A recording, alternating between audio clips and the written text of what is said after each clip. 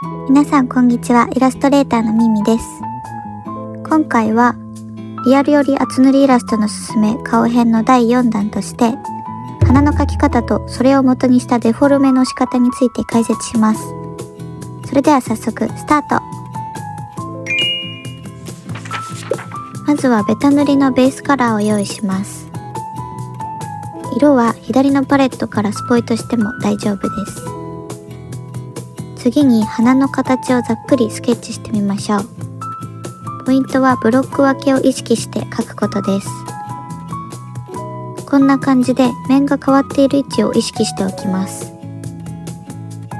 ブロック分けする部位で大事なところは尾線という鼻先のハイライトが当たるところ、その上のライン尾肺、これは鼻筋のことですね。鼻の付け根鼻根、眉間の台形の面、そして忘れがちだけど大事なのが鼻の横面です。リアル寄りに描くときはこの面の向きを意識するのがコツです。それではそれを意識しながら塗っていきましょう。スケッチの下に定山レイヤーを作って影になるところを塗っていきます。パレットの色をだいたい左から右に順番に選んで塗っていきます。暗い色になるほど影がたまるところに塗るイメージ。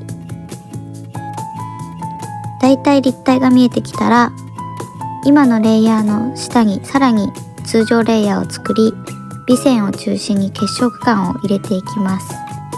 ここまで来たら光側のスケッチを消してレイヤーを結合。指先ツールで今描いたところをなじませていきます。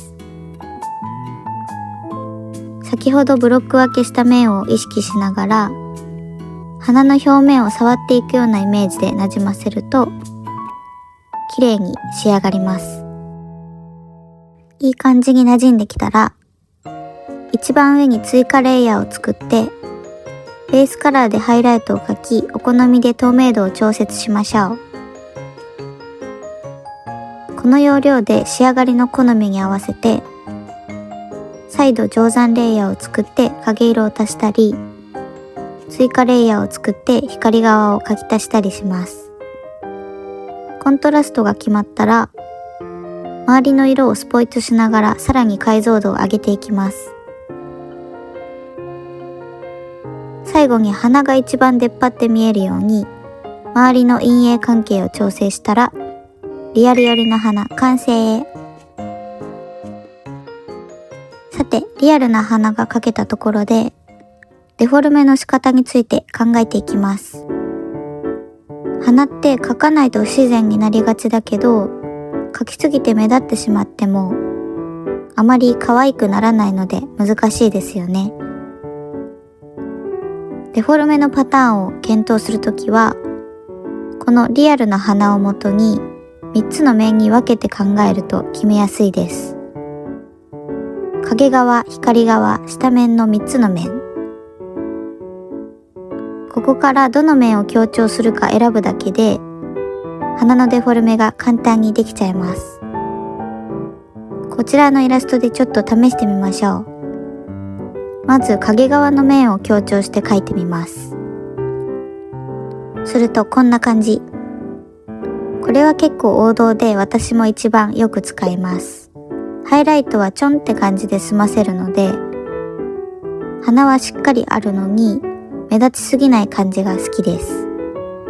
次に光側を強調して描いてみます。するとこんな感じ。これは光の印象が強い絵の時に最適です。今度は下面の暗さを強調してみます。するとこんな感じ。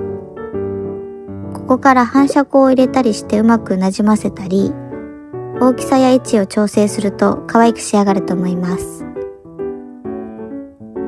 最後に鼻筋の位置から鼻全体の量だけ捉える描き方も試してみましょう。こんな感じになります。これも結構王道だと思いますが、一番デフォルメ感が強いですかね。私の部位もこの描き方をしています。鼻の存在感をどれくらいにするか調整しやすいのでこちらもおすすめ。以上の描き方をうまく自分好みに掛け合わせれば自分なりのデフォルメができるようになってきます。イラストごとに周りの環境も変わると思うので、それに合わせて変えてみるのもいいと思います。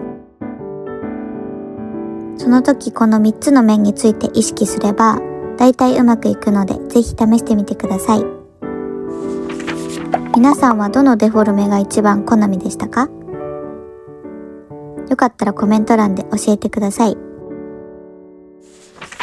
来週はリアルより厚塗りイラストのすすめ顔編の第5弾として、手順さえ覚えてしまえば誰でも簡単に描ける紙の描き方を解説します。